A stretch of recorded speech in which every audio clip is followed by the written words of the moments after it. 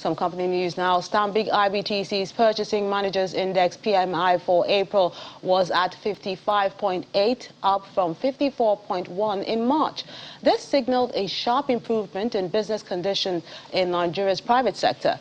The panel indicates that growth has now been seen in each of the last 22 months, with the latest uptick quicker than the long-run series average.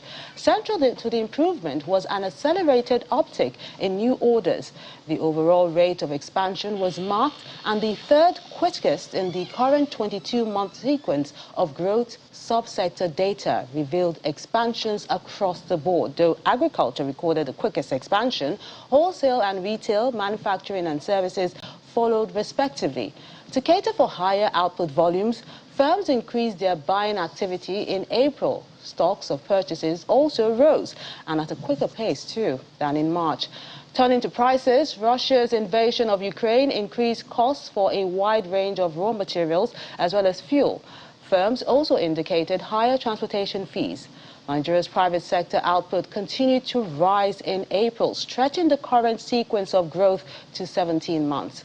New business received by companies rose further in April, as according to panel members of Stanbic IBTC. Overall input prices rose substantially at the start of the second quarter, with the pace of inflation accelerating from the figure recorded in March.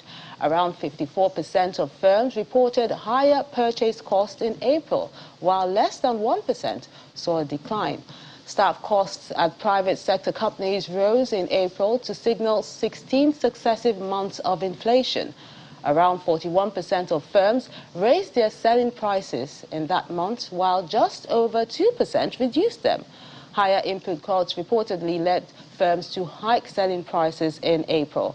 For future output index, sentiment among Nigerian private sector firms remained firmly in positive territory.